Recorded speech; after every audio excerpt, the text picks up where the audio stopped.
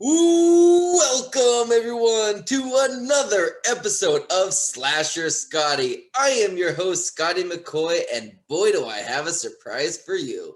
I have on Zoom with me right now Ana Alicia, and she played Nurse Janet in Halloween 2 from 1981. Hey Ana, how you doing? I'm doing great. Thank you. It's nice to be on Yes. the show. Yes, thank you for joining me. I'm so excited about this. We've been talking for about a good month or two now, and we finally were able to make it happen. Yes. Yes. So the first question I got for you is, how did you get your start into acting? Wow. Okay. Where do you want me to start? At like 3, 11, 13, 18, 21, 28. These are the key periods. we So have from the beginning. All right. So at age 3, I would dance for my dad. And he made me feel like I was the world. So I danced for all of his friends. I think that was my first, venture into the entertainment world. Nice. And then at age 9, I used to dance for all my mother's friends to Goldfinger. So she used to ask me to dance Goldfinger. I don't know why at age 9. And so after that, I took a break. And then at age 11, someone came into my English class and said, would anyone like to fill in for a competition play? The woman just fell out, the young girl. Can anyone learn the lines overnight? It's tomorrow, and it's a Swedish girl. And I don't know why I raised my hand. So it was called the marriage go round. And the next day I was in front of hundreds of young, people and judges at this school competition doing this play. I can't do a Swedish accent right now, but I had to do an accent and everything.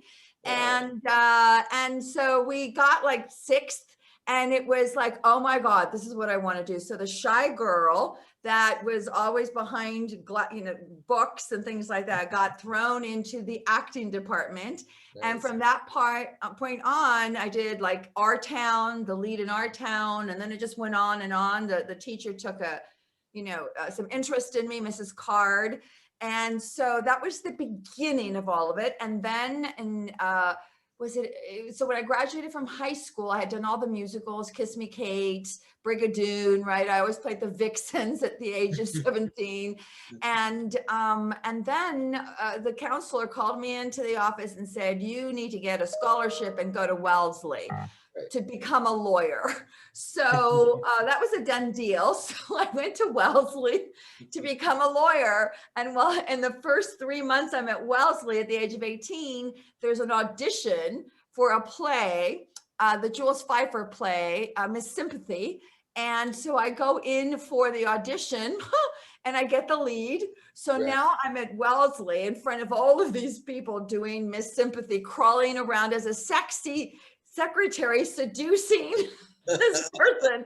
So that was then I came home for the summer to Right. El Paso, and there was a new dinner theater opening in El Paso, an Equity Theater. They called me, they'd heard of me. They said, would you mind getting paid $500 a week to come and do all the plays at night? And it's only from 7 o'clock to 10 o'clock at night. That's all you have to work 4 days a week. But you have to stay now here in Texas and finish college here. So, but you will get your equity card. And we know you don't love acting, so you probably won't do it. And of course, I left Wellesley scholarship, stayed in Texas, finished at the University of Texas, worked in all their drama plays, and then worked in every single production at this dinner theater, got my equity card, worked with people like Dana Andrews, all the major TV Right. stars at the time, from Gilligan's Island to, every show, Beverly Hillbillies, all the stars would come in, Gavin MacLeod would come in. So I got to work with all of these people. And then, I was going to go to law school. And so I thought, oh, before I go to law school, I'll go check out LA. Right. So at 20 years old, I come to Los Angeles and I take my LSAT while I'm here. Right. And I'm also, going into agents' offices going, I have no pictures. I'm no one, but wouldn't you like to represent me? And all these agents' doors are being slammed in my face. And then one agent, Carlos Alvarado, I come into his office, I walk all the way in, I find him in the back room, and he looks up at me and he goes, "What are you doing?" And I said, "I'm here to see if I want you to represent me." Nice. And he laughed. And then he said, "I'm considering you to represent me," I said. And so he laughed and he said, "Oh my God." He goes, "You have enough gall to make it in this town." So he signed me. Long story short, I'm waitressing, I'm doing theater, in the evening, I'm teaching kids. Also, I'm a part-time high school teacher. Don't do that when you're 20. I was teaching, eighth graders, not eighth graders, 12th graders. And so, he sends me to my first interview at NBC Universal to meet someone called Joel Thurm, who handled everything. It was at ABC? ABC. And so I meet him. He says, "You're a little overweight. Your nose is a little crooked." He goes, "But there's something really interesting about you." He said, "So I've got this screen test. I've got 8 girls on. I'm just going to throw you on the film to see if anything pops for me." He says, "Because you've never seen a camera. You don't know anything about cameras. So let's just see." I show up in a white t-shirt, jeans, because I don't have a wardrobe. And he lends me his sweater. I go in front of the camera. I go, "What do I do?" He goes, "You slate." I go, "What do you do when you slate?" "You say everything you've ever done and everyone you've ever worked with." So I looked at the camera and I said, "Hi, I'm Ana Alicia. I'm an actress and I love it." Nice. That was it, because I didn't know anyone in Hollywood. I'd never done any movies or television. So then I do it, right? I read the script. I just hit my marks because I knew that from stage. And 2 days later, I get a phone call from my agent saying, "We thought that you told me you were a decent actress." And he goes, "Sit down." And I sat down in my living room and he goes, "You need to be in New York on Monday because you got you got the lead in this soap opera."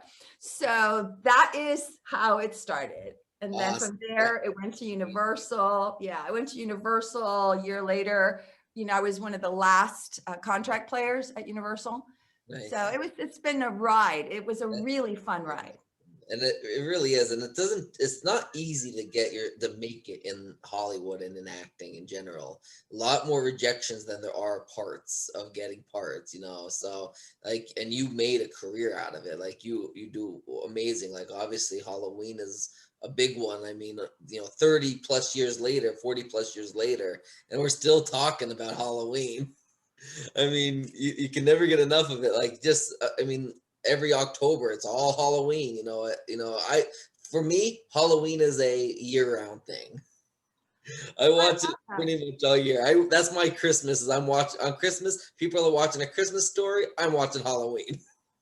Well, what's interesting is that Rick Rosenthal, who was in my acting class. We're in acting class together, and his wife, the woman he's dating, is also in the acting class. Right. And he just says to me one day, he says, "There's a little role I'd like you to come out and read for. It's in this, horror film I'm doing, my first movie." And I go out and I read for it. I go out and I audition for it. And, I end up getting the role. And then I thought, "Oh my God, I'm going to be in a horror film. Oh my God, what are my children going to think one day when they see me in a horror film? Oh God, I don't know. I just don't know if I want to do this." And so of course, sanity reached my head, and I thought, "Oh my God, I'm going to work with Rick, who's my friend, who's a great guy. I'm going to do my first little movie." So I sign on for it. Then I see it, right? I see it the day that it screens, and I walk out traumatized. I go, "Oh my God, my children, one day, what are they going to say that I was in this horrible slasher movie because of all the blood and there was no blood." It was like barely any blood compared to today, right? And so I'm just like, "Oh my God, I just don't know. I don't know." So fast forward, my children are now like 10 or 11 or 12, or a little bit older when you finally can show them something, right? So I go, "Okay, we're going to show them the horror film." I think my daughter was 13 and my son was 11, right? We're going to show them this horrible, horrible Halloween thing. Or maybe they were a little older. I can't remember when I finally thought they could watch something, because they didn't even know I was an actress, right? I never told them. And so we sit down and we watch this movie and they go, "That's it? That's like all the horror?" It was like, It was like by the time they grew up, right? Things were so much more horrific. And here I'm like, oh my God, I'm going to traumatize my children. So yeah, so I'm very grateful that I got that opportunity. That's awesome. So what was your audition like for Halloween 2? Oh my God, let me look. Let me just think back about 2 or 3 years. I know. So I remember feeling really comfortable because Rick is a super human being. He and I are still close friends. Nice. Incredibly generous. And he had brought in, people he knew from class for 2 reasons. Yes, I think to give us opportunities, and that's what I was grateful for. But also, he said they were people that he could trust because he worked with them in class. Absolutely. So he brought us in. I knew a lot of people in that room that were waiting. They were my friends. Yeah. And he just was so casual about it. He said, so, you're Janet, you're 16, you're a candy striper, you've got all the qualities, they're sweet, innocent. That's your role. And, you can do this, with your eyes closed. I mean, he just made it so easy for me. Yeah. And so, I just read it a couple of times. He gave me a couple of very simple notes. I don't even remember what they were, but it was very, very simple. Nice. And I think the producer was also in the room, if I remember. It's been a while, and he just smiled at me when I left. Nice. So I knew I just didn't want to embarrass him because he was so generous, right? Yes. So it was a really easy. I wasn't really auditioning for him. You see, he knew my work. Yeah. I was really just trying to pass the test for all the other people for him because he was a brand new director. Yeah. So they wanted to make sure that he was bringing in people that could do the parts. And Leo was there, Leo was in my class, and nice. His girlfriend was in my class. I mean, Gloria was in my class. We were all in class together. So it was really fun. Awesome. That's awesome. So what was the best part about filming Halloween 2 and what was the worst? Wow. Well, I almost lost my eye. You've heard that story. I didn't hear that story, actually. You did not? I didn't. That's one of them that I actually haven't heard. Oh my God. Tell us about that. I talk about it all the time. So I don't know how I missed that one. Obviously, you're not a fan. But anyway. Anyway, so we're shooting my death scene, right? Yes. The injection I do know the death scene, the injection right in the eye, right? Right. So I, we break in between rehearsals, right? I go in, we rehearse it. They use a fake thing to go into my eye. I know what's going to happen. Then I have to fall back. There's a mattress on the floor. So when I fall straight back, I've got a mattress there. Everything is set. I go and I do touch-ups, makeup, hair, whatever. I come back, we're going through the scene. He injects me. I fall back. Someone had moved the mattress and moved the desk. So I fall back and hit the corner of a desk with my eye. So you hear, if it hadn't cut it out, you'd hear, a bang, ow! And then me falling to the ground and Rick going, is she okay? Who the hell moved the desk? Whatever, right? Is she okay? They come down and I've got blood streaming down my face. And I go, can't you just use it? Can't you use the blood? And Rick goes, we got the shot. We're going to take you now to emergency. So they put me in a car, took me to emergency, not knowing whether I had an eye or not. Right. And I got an incredible doctor in the ER who knew how to stitch. Can you believe this? So he stitched, I can't remember what eye it is. It was like from here to here. It was like 14 stitches, wow. Right? It barely missed my eye. So get this, they stitched me up. Now we shoot backwards, right? So we shot the last scene first. Okay. I still have to shoot the movie with my eye like this. And we have, it's a low budget film. We have a few weeks to shoot the whole thing, right? So they put makeup on me. my face is this big, right? And they shoot me from the side. I'm gonna watch the movie again tonight just to pay attention to that now. Well, the one scene I know for sure we did that was in the lunchroom. If Okay. you look at the lunchroom, there, I mean, because I Yeah. was fat, when I was young, I had a little fat face anyway. I wish I still had my fat face. It's so nice. So when I was young, I had this little fat face. So you can't really tell how swollen I am because but you can see they're only shooting one angle. I do, like when you mentioned it, the lunchroom scene, I do know the angle that the camera was at because I remember it was facing towards the window because Jimmy's looking out the window, played by Lance Guest, and Rossi was at the other side because he's swearing all the time. You're like, every other word you say is hell, shit, or damn. I know. He's still like that. Is he? He's a great guy. He's an Italian, New York, Nice. I would love to interview Leo Rossi. He's one of them that I would like to reach out. He would do it in a second. Nice. I'll send him an email. Yeah, absolutely. Please do that. That'd be awesome. Thank you. Yeah, I'll send him an email. That'd be awesome. Yeah, so you remember the scene, and if you remember, they were shooting it like this on me. Yep, I remember that exactly. I pretty much know like all the Halloween, especially the earlier ones, like 1, 2, 4, 5, like those main ones. Like I know those like the back of my head. Oh my God, the one. I mean, when Carpenter did one, I mean, that was a phenomenon at that time. Yeah. That was like, wow, absolutely. You can do a horror film without blood and scare everybody, right? Yep. And the scariest part about the movies isn't that you have a masked maniac coming after you to kill you. It's the psychological stalking and thriller that, like, because this can really happen. Somebody can just be watching you and your every move before coming up to kill you. That really was scary to me. Yeah. I'm sitting in a graveyard and you're telling me this story, and it's an Italian graveyard, so I'm not even in the US, and you're telling me this story. Okay, that's enough now. Remember, I'm the one that got the shot in the eye. Okay. Exactly. And it's funny because you went from a set hospital and emergency room to a real emergency room. Back to a set hospital. And then back to a set hospital. Yes. So I think that might have been the worst part, but the most interesting. Yes. And Rick was amazing. He was just such a generous, he is a wonderful director, producer, man, friend, I mean, he was so concerned about my eye. Can you imagine? And I'm going to use it. And he's going to use it. But he doesn't even use it in the final shot.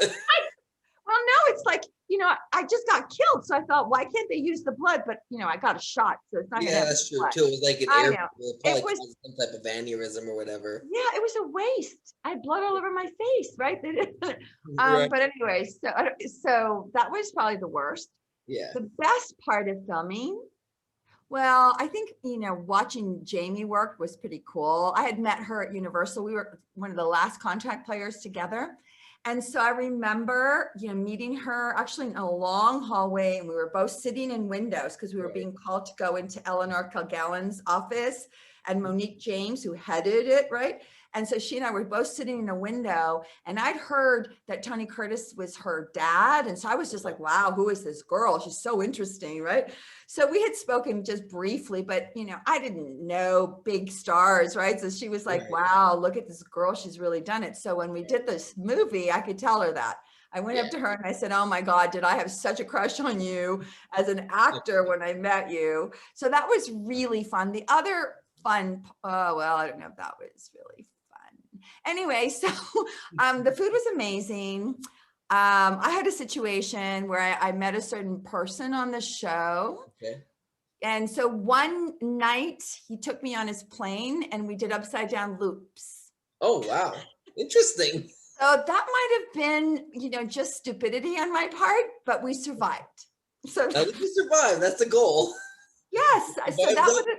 You survived the upside down loops. You didn't survive Michael Myers. No, I did not. Or the desk. You barely survived the desk.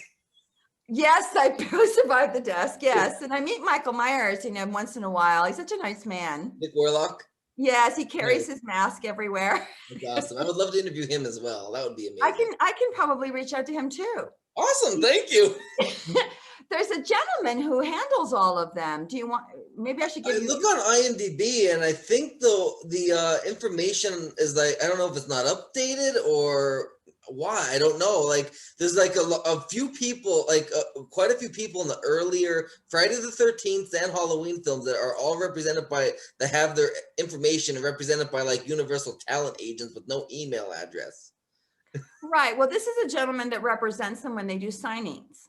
Okay. So I will reach out to him and give Yes. him your information. I will forward Yes. the first email that you sent me, Absolutely. introducing you so yourself, much. and see if he can forward it on to these cast members. They're Absolutely. super nice. That's You know, awesome. and then there's Lance Guest. Have you interviewed Lance? I only interviewed a few people from Halloween. I interviewed like maybe 80 people from Friday the 13th, but only a few people from Halloween. Right. They'll just do anything. Right? I interviewed Sandy Johnson, the original Judith Myers from the first movie. She was the very first death, at the end of Child Michael. Well, Sean, this gentleman I'm talking about, really handles all of these people for the signing. So let's see if he can, relay some messages. Yeah, that'll be great. Thank you. I truly appreciate that. Absolutely. Now, some of the things I say are humorous, so don't take anything I say seriously. I'm listening to myself. I'm very hard to offend. No, but I'm like listening to myself and I'm not filtering at all, right? Because I'm having such a good time. So anyway, you'll have to look at the video and see. Absolutely. I definitely can. I mean, I'm always on my, I guess you call it quote unquote high, when you're interview mode, you're interviewing somebody you watched growing up, and I don't make a living off of this. I do this for for fun, and just to share stories with celebrities to my YouTube followers, my podcast followers, and all that. And I do it for fun. I don't make any money off of it. I don't plan to make money off of it. I do it because I genuinely enjoy it. You know what? I can't see you because a call came through. How do I put you back on my screen? Do you see me? Yes, I see you. Woohoo! We're back. Yay! Okay, we're on. Awesome. Okay. I saw my hair though. It looks really. Excuse me. We got it working. Okay. Awesome. All so right. Yeah, like I was saying, I really appreciate though, reaching out to everybody. I know I have I've interviewed so far from Halloween Sandy Johnson from the first one. I interviewed what's her name? Stacey Nelkin from the third one. Mm-hmm. She played Ellie Grimbridge. I interviewed Jeffrey Landman from the fifth one. He was Daniel Harris's friend Billy, the the little kid. Interviewed him. Didn't interview that many people from Halloween. Was there a couple of others? There might have been some others somewhere around there that I interviewed. Can't remember who else, but I know I interviewed. There wasn't many. I have over 100 interviews that I've done so far, and most of them are from Friday the 13th. Do you want to interview Rick? Yes, I was actually thinking about interviewing him as well. And also his wife. Yes, that would be great. He was in 2 Halloweens, right? Awesome. Or 2 or 3, yeah. Who, Rick or his wife? No, his wife. Who was his wife? I'm wondering what she goes on as a actress. I don't know what name she goes on as an actress because I'm not really into. Hold on a second. Because it's not. I can look it up probably. Hold on. That's what I'm doing now too, looking it up. Oh, Nancy Stevens. Yes. I did not know that was his wife. Yes. Oh my God, that's amazing. I love Marion Chambers. They started dating in our class. Oh my God, I didn't know that was his wife. I would love to interview her. Plus, she's in the upcoming Halloween. I can promote that. Yes, and her daughter is a wonderful director, and their son is an amazing cinematographer. That is awesome! Oh my God, thank you so much. I'm gonna forward that as well. Awesome! You're getting. I'm gonna have to start paying you now. This whole interview is about everyone else. Oh my God! Oh my God! Well, I thank you for offering. I truly appreciate it. It really. Did you see the Halloween little tributes we all did on video? So this past Halloween, and I forgot who it was for. I don't remember. Oh, who was it for? Maybe it was for the young gentleman I was telling you that handles everybody's signing. Right. We were contacted since it was COVID to do Okay. something on video, to say Happy Halloween to our fans, and we could Right. do it as our characters in the front doors of our homes. Nice. So we each did one. I think, everybody promoted different things. I promoted nothing because I'm an idiot, except I think I had this tube that said, 6 feet of distance. You put a candy here and it goes 6 feet out. But I wore a witch hat and I filmed myself and I spun. It looks like I'm flying in my yard. That's really cool. I don't So know. if I find it, you want me to send it to you if I find it? Absolutely. Please do. Yeah. That would be I think amazing. I'll ask Sean if I can send it to you because, it was for him. Yeah. But everybody did one. Everybody did one. Yeah. Oh, great. Yeah. So, I mean, I truly appreciate you for doing that for me. That it really means a lot. Where are you based? I live I'm from Pennsylvania and I go there every weekend because my dad is battling stage 4 brain cancer. So my mom takes care of him, and then my nana moved in with them because she now has stomach cancer. So my mom's my mom and her best friend are taking care of my dad and my nana. My dad was given a year and a half to live here. This year marks 5 years in September that he's been surviving. And he had a stroke after emergency brain surgery when he was first diagnosed. So he's like, he can't use his left arm, barely can use his left leg, and all that stuff. So How old is he? He's 58. It's he has glioblastoma. I don't know if you ever heard of it or not. Glioblastoma. It's a rare, very aggressive brain tumor, and it's classified as terminal. So so I go home every 2 weeks to visit them. I live in Maryland because I got a job about maybe 2 years ago this month. I think it was. I think I got the job. It'll be April 29th. It'll be 2 years. I got a job as the web developer for the United States Coast Guard, and I was just promoted to senior web developer back in February. So I'm their senior developer. That is so awesome. I'm like so starstruck. I know nothing about developing web. Oh my God, that is so cool.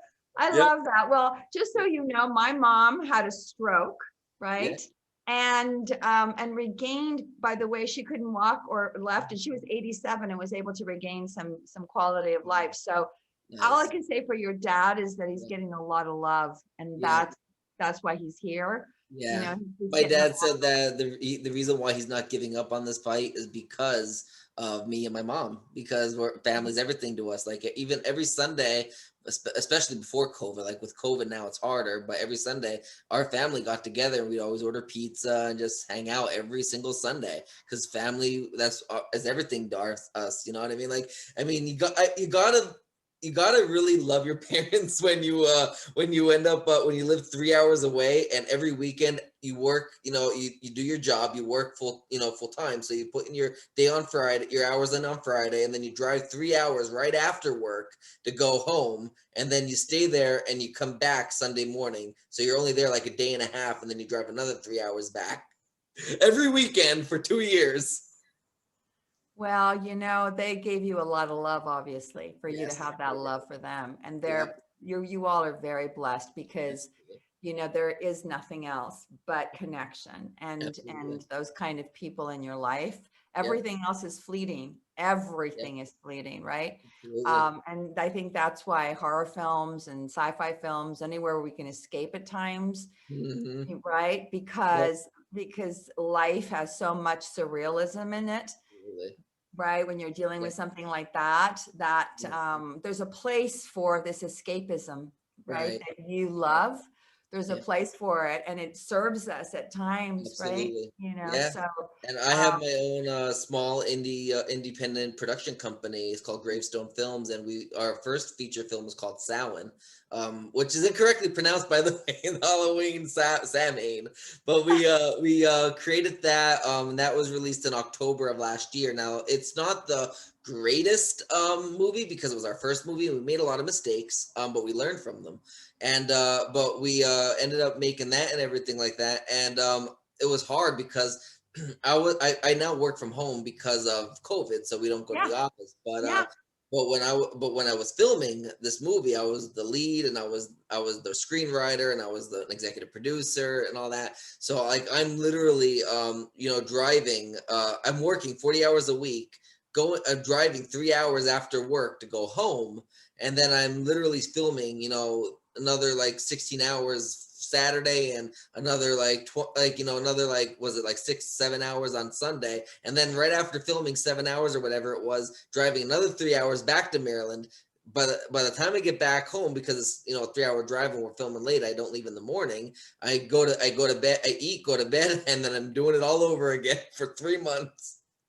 It was Well, in some ways, you're pretty damn lucky, aren't you? Yep, I am. I mean, I wouldn't trade it for the world, my life for the world. Well, you have a very rich life, which doesn't make it easy, Right. but I mean, the fact that you're a creator, Yeah. that is the coolest job in the world. It really is. And it's even more priceless when you're having executive meetings with your executive team to discuss how we're going to kill this person, how we're going to kill that person in a McDonald's. And like old people are like looking at you like, they're like in their 80s, and they're like drinking their coffee, and they're looking at you like, and we're like, it's for a movie. We're not really trying to stab somebody with a knife.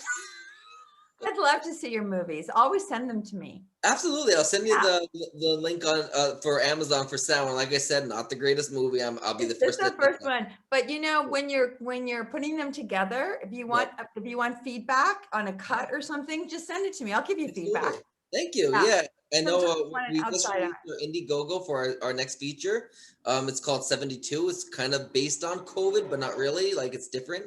But we released like basically you have to quarantine for 72 hours in the woods. And I mean 72 hours you got to quarantine from this virus or whatever, because it takes 72 hours for it to kind of for you to go away or whatever. And a group of friends decide to go into the woods so they can quarantine away from civilization. Little do they know, somebody in the group is already infected, and now they're all getting it and dying one by one.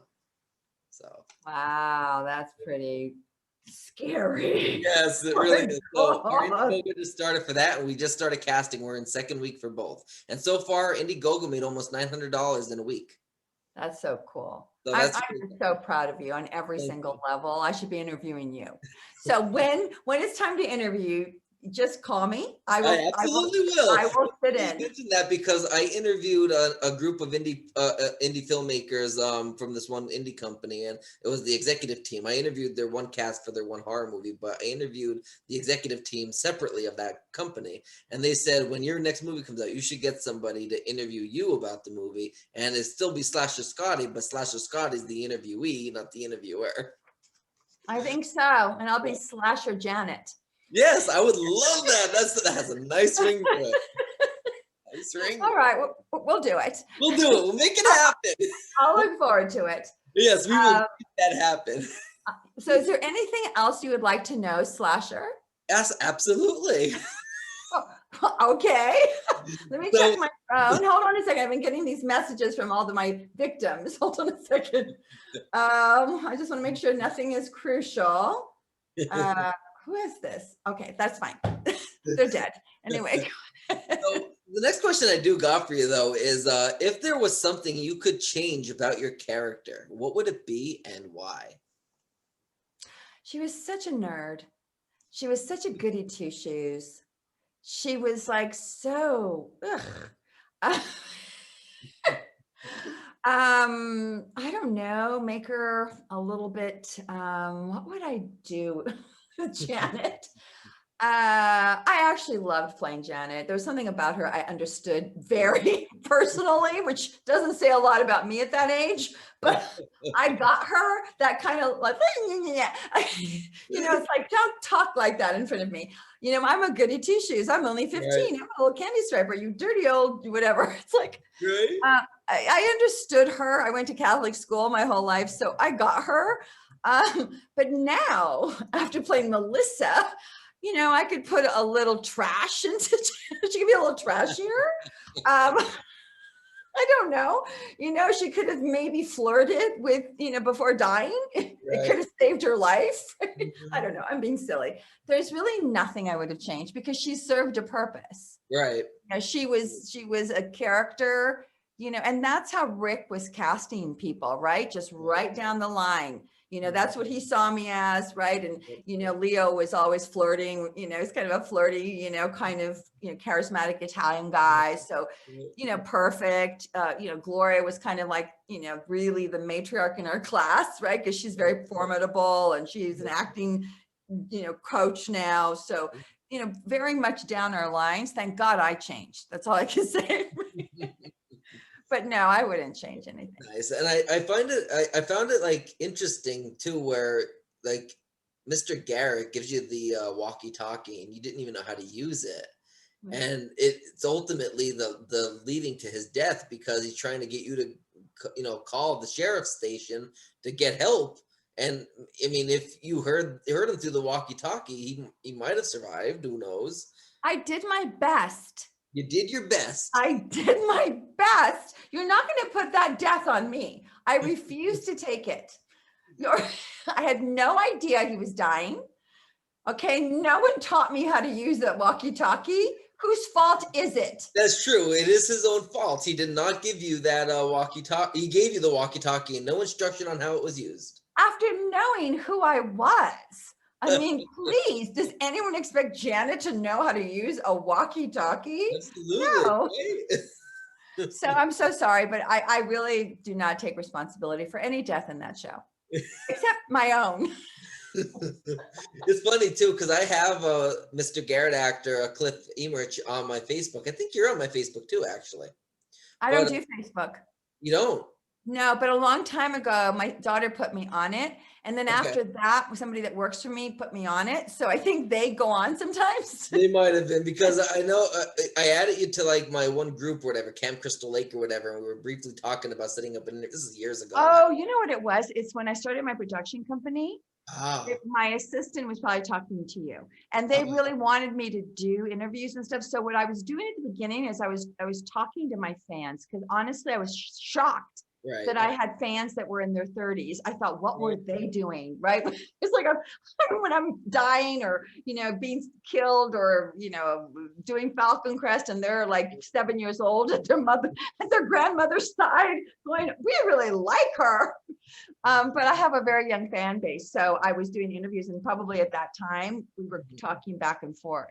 Yeah, that makes sense. I know I'm 31 and I won't lie. I watched my first horror movie I've ever watched was Friday the 13th Part 7, The New Blood, at 6 years old. What? Yeah. Right. Yeah, I have a funny story to tell you. I tell this to a lot of people, especially when we get good conversation going. So this is a really funny story. Scary story, but funny story. So it was a thunderstorm, right, one night. And I was at home. I was maybe 8, 9 years old or so. It was a Friday the 13th. So they had a Friday the 13th marathon on. So I was watching, I believe it was Friday the 13th. How old were you? I was like 8 maybe. My parents were cleaning up or something. They were doing something in the one of the rooms or whatever. They're like straightening up or whatever. And it was a Friday the 13th. It was rain pouring out. It was thunderstorm, lightning storm out. So, and it was obviously Friday the 13th. So I'm like, why not watch Friday the 13th marathon on TV? So I put on Friday the 13th. I believe it was part 4, if I'm not mistaken. So I put that on, and next Jason is removing the whatever fuse box or whatever from the house to turn their power off. Right when he turned their power off, my power went off. Same exact time. Oh I went like, and I ran out, and I'm like, Daddy, Mommy, Jason's coming to get me. Oh my God. Have you like, ever what are you talking about? I'm like, Jason turned their power off. Our power went off. Like, I told you that's why you don't watch scary movies. Well, that probably still haunts you every night, doesn't it? Yep. Every time it's been outed. I still watch it. I have all the Blu-rays, all the DVDs. I have my Michael Myers pillow. Okay, so do your love interests have to love horror as well? Let's put it this way. I took my date. We went on a date. It was to the movies to see Child's Play, the 2019 one. Okay. 2019 one. So we went to see that the whole time. I know. He goes, I don't believe in paying $20 for tickets and $30 on food and drinks and all that to have anxiety through the whole thing. So I thank God you paid. Oh my God. So you're not aligned. So yep, but almost 3 years later, we're still together. So I'm doing So something right. you know what? It's balance. It It's is. It really all is. about balance. It really is. He gives you the feeling of non-horror, which is not Right. a bad thing to have Yes, in your own home. absolutely.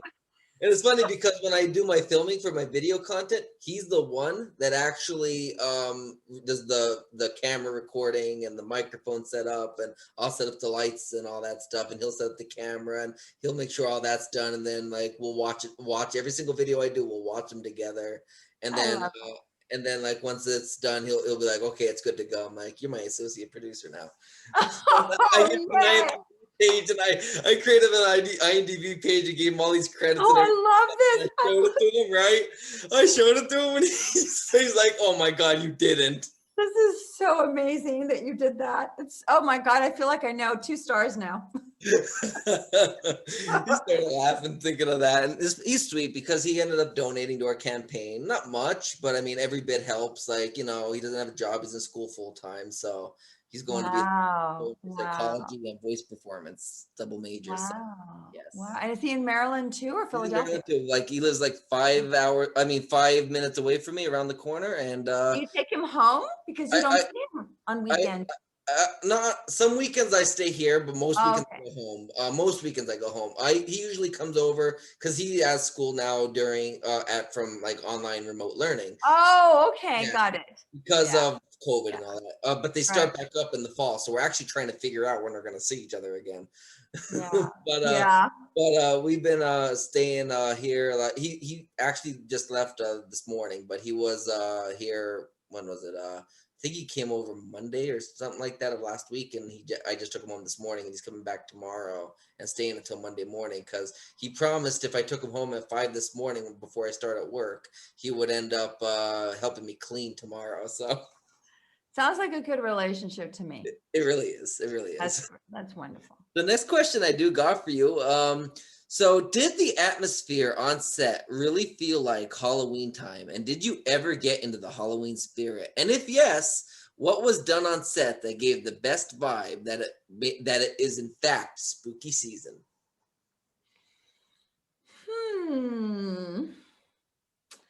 I have to say, and it's a disappointing answer, but I have to say that I was never scared on set. Nice. That I knew it was a set, Right. and that I was having a great time behind the camera with all of my friends, Nice. and we would eat candy, and the lunches were amazing. Nice. And I remember eating so much free food that at lunch I would go and I would be intoxicated laying down in my little trailer asleep. Nice. So I had no fear other than flipping upside down in an airplane when I didn't even know the person that I had met on set. Nice. So that was my horror film, to wake up the next day thinking, oh my God, what did I do? Right. That was it. Did you film it during the fall season, or did you film like in the spring, summer, winter? My memory of it is nothing. is that I can't remember. There's no fall in California, so I don't even remember visually the season. Yeah. I know it wasn't cold. Right. So it was either fall or spring or summer. Right.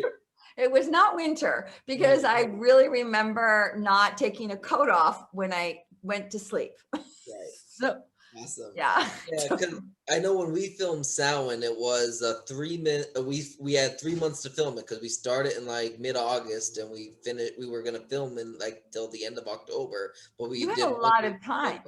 So You had we a did. lot of time. We did, and we filmed in Pennsylvania. So in Pennsylvania, we have a beautiful fall, but we can also get impending snow in October. Like in Maryland, I don't get much snow like compared to what I get in Pennsylvania because I'm in Northeast Pennsylvania on top of the mountain. So That'll do it. like my parents literally, like it's April. They just got like maybe 3 inches of snow like last week. Yeah. Wow. I Yeah. love I love that weather. That's Yeah, really I cool. love the winter too in Pennsylvania. It's beautiful when it snows. I know last year we had about, I think it was a foot and a half of snow, in May. Wow, Usually that is, after May yeah, is when it's like you're safe from no more snow at all. that is really, that's really cool. Yeah, no, I don't remember the weather or the season. Okay. I remember there was a lot of shooting at night because Yeah. they didn't want to have to, they didn't want to have to light it for night. So there was a lot of shooting at night, and it was an old abandoned hospital. I do remember that, Nice. which is cool. Yeah. And the hallways, it was very, you felt like you were in a hospital, you did. And, it was like playing pretend with your friends. It was Yeah. very similar to when I used to put curtains up in my backyard when I was 5 or 6 or 7 and do little plays with your, sister or whatever, and you invite people for a nickel. That Yeah. was the feeling we had because we were all of these students, very young, starting our careers. It was the first thing, other than my soap that I ever did. Right. And I mean, the daytime soap. And so it was like playtime. It was Yeah. like, wow. So it was fun. That's really cool. And the thing is, like, yeah, there was the first Halloween and it was a success and everything, but it wasn't a phenomenon when you were filming it. It was only a year, since it was released. I mean, you Right. were probably filming, not obviously less than a year since the last one was actually put into theaters. So you didn't know, like, this was going to be this big franchise like it is known now, 40 years later, getting interviews and all that. Like, No, but we did know that the first Halloween, because I saw it, and that's why I did the second, yep, because we all knew that Carpenter had done something incredible. We yeah, didn't know what was going to happen, yep, but we knew it was a great thing to be a part of. yes, It was a really good horror film. yep. So when you have that as a calling card, and then you have a good friend directing the next one who's saying, "Come on board, this is going to be fun," right? Yeah. Yeah, The thing is, with the first Halloween and the second one, they are like the perfect combination of, movie sequel. Like, I can't think of another movie that I actually enjoy more to watch back to back than Halloween and Halloween 2, 1981. Now, a lot of people say Halloween and Halloween now the 2018 one. For me, it's personally Halloween 2. I love how it molds and goes right together. Like, it's just got that vibe. It's so amazing and well put. Like, it really is. yeah. Well, it'd be interesting to I'll talk to Nancy, who was in both of them, right? Yes, that would be amazing. It really would. And plus her being in Halloween Kills, that would be really cool too. Because obviously she wouldn't be able to give much away because it was not out. I mean, it was supposed to be out, and she was also, don't forget, in Halloween H2O as well. Yes. So Yeah. yeah, so that would be amazing, to talk. So that is one thing I would change. I would not have died, so I could have done all the sequels. But Yes, absolutely. There you go. I don't know why they don't bring people back from the dead. It's a horror film. Right. Oh, they did. They did one person, Jamie. Oh, I'm talking, you know what? I'm talking to Carpenter now and Rick, because Oh, that is not fair at all. Okay. I represent a different community. I should be right. brought back. Right. I agree. I do agree. And that was actually one of my questions. That is my number 9 question. Since the new timeline of Halloween ignores everything after the original film, if asked to reprise the role of Nurse Janet, would you? I think right now I would do anything almost, because there gets to be a point in your life when you realize now or never. Yep, absolutely. So I'm doing everything. I'm jumping off every cliff that you could. I'm ocean kayaking. Nice. I'm in acting class. I'm writing a book. Nice. I'm dating interesting people. Yeah. I am just doing my life. That's great. I mean, I especially with COVID, it shows that life is really too short. I mean, I don't know if I didn't say this yet, but I wrote a couple of books. One of them is 2 of them is on my dad, on his battle with brain cancer. Christ Defeats Cancer and Christ Defeats Cancer 2, The Battle Continues. And then I obviously wrote a Halloween trivia book and a second edition to it, and a Friday the 13th trivia book. I mean, I mean, I wrote them obviously before the pandemic, but I wanted to do everything I possibly could to make, a name for myself and do what I can do, because life is really too short. You know what I mean? Like, and like you said, like you're doing the ocean kayaking and dating interesting people and, acting class. Like it's amazing to do things because you'd never know when your last breath is going to be. Like I could walk outside and get hit by a bus, like Well, anything can and happen in this blink of an eye. you know that very personally. Yep, I So, do.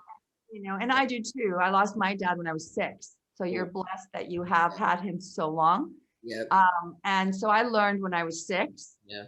that life goes like this. But it's only now at this age when I realize that you can't live life for anyone else but yourself. Absolutely. As a mother, you put your children first until they hit 18, and then they fly, right? But once your life is your own again, pretty much, you have the thing, 2 things. You always have to take responsibility for your choices and own them and never look back, because those are the choices you made and no one ever did anything to you. Absolutely. Second of all, when people are dying, they always regret the things they did not do, not the things they did. So as I look at the future, I go, you know what? What am I going to wish that I had done now? I have no regrets. I've had the most unbelievable life that you can ever imagine on every level, right? But it's as long as I'm still here, right, that I'm going to continue to reach for the stars and try different things. And it's just right. And you're doing it because you know how precious it is. Yeah, life is really it's a gift. And I mean, my parents, like I'm 31 years old, I'll be 32 this year, and my parents still treat me as their baby boy, and like they feel like they tell me, oh, you can't do that. I'm like, Mom, I'm in my 30s now. I have my own place. I work for the Coast Guard. I have 2 degrees. I mean, I have my own company. I think if I make mistakes, let me learn from them. And that's what I do. And actually, I want to show you this while we're talking about that. This it was made by one of my actors in the Sound movie. This is our killer. It's a killer clown. His name is Relic, spelled I killer. love that. So he made us. This is an incense burner, and he made this for me. Presented to me at the premiere on stage. So I absolutely have this as like kind of part of my design, like my set design.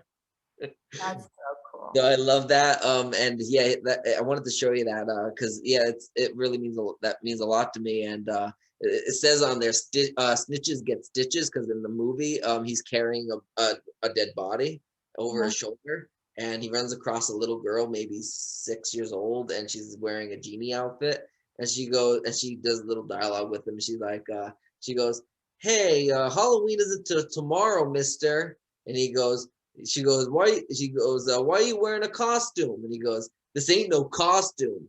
She goes, you're scary. I'm telling my mom. And he picks her up and he goes, snitches get stitches, you little bitch. And he picks her up and walks away with her while she's screaming. That poor child who had to hear that language. I know. We did have to get permission from the parents, and they were like, hell yeah, go for it. But that's a great line. Snitches get stitches. I love that line. It was really cool. It was really good. It was well done. It was like, because the movie's not just a horror; it's also a comedy. So it's like a horror.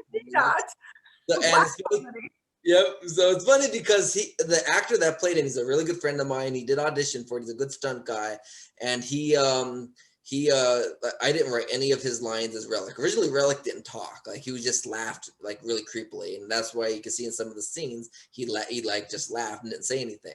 But then I started developing a personality because he mentioned to me, he's like, how about I improvise some Relic one-liners, kind of like a Freddy Krueger one-liner, but, do it for me. And after every death, or I do something after every death. So like like we had a real life pregnant lady in the movie that got killed off, and she wanted to do the scene. So we couldn't do it rough because, she's pregnant.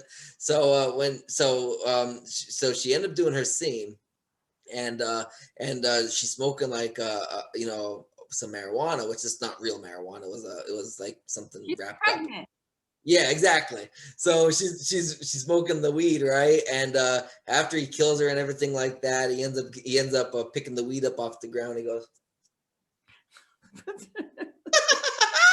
and starts laughing. It's pretty funny. It's just some stuff he improvises pretty cool. It's really neat. That's great. So any projects that you would like that you have in the works that you'd like to promote, any social media accounts, websites, or anything else that you would like to tell the listening viewing audience? Well, if my assistant was here, she would have a list.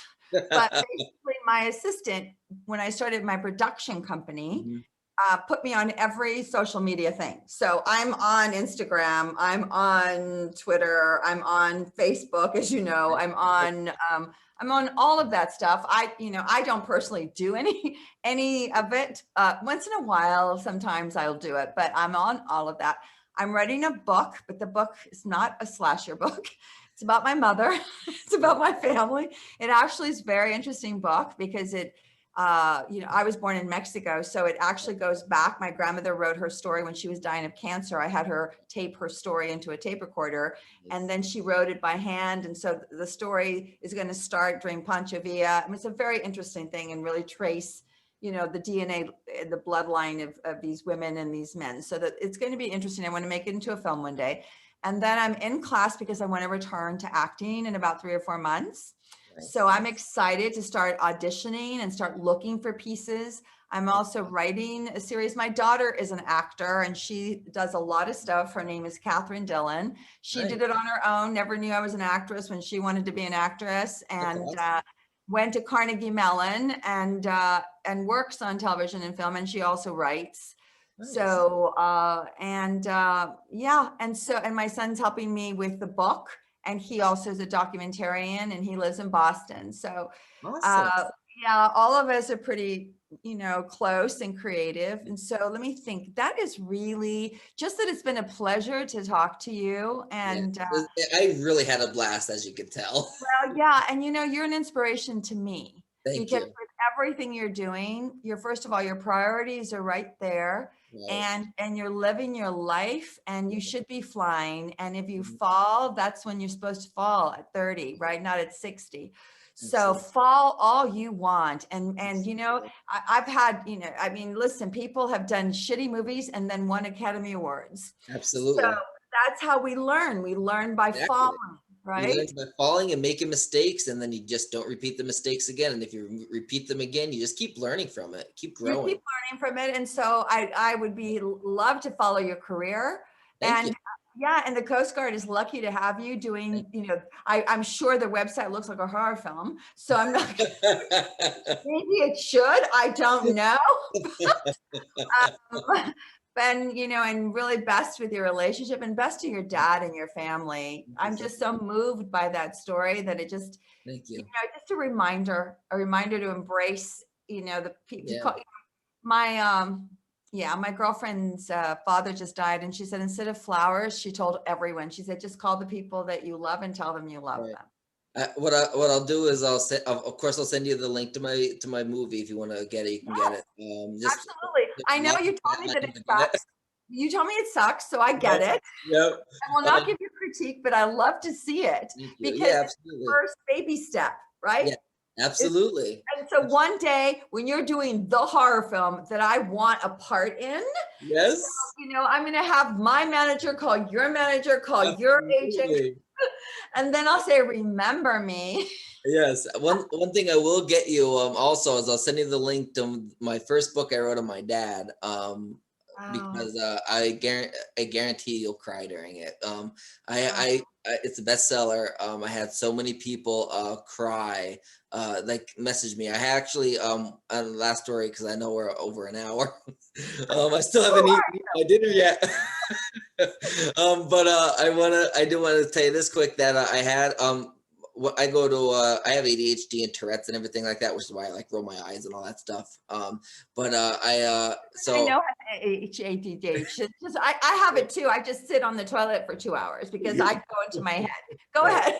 So I go to a doctor who gets me my prescriptions and all that. And one of the secretaries there, she actually just retired maybe a year ago now it's been, but she had a stroke. And she bought my dad's book from me when she was working there. And she emailed me. She got, because my contact information is in the book, and she emailed me, and she ended up emailing me saying, like, it was like a fan mail. I was like, so I cried from it, and she's like, I just want to let you know that I had a stroke. I am okay. I'm surviving. Oh I my want to God. let you know that when I had a stroke and I started getting into my recovery, the first thing I thought of was getting the book you wrote about your dad, where you talk about his stroke, and it gave me the will to fight like your father did and does.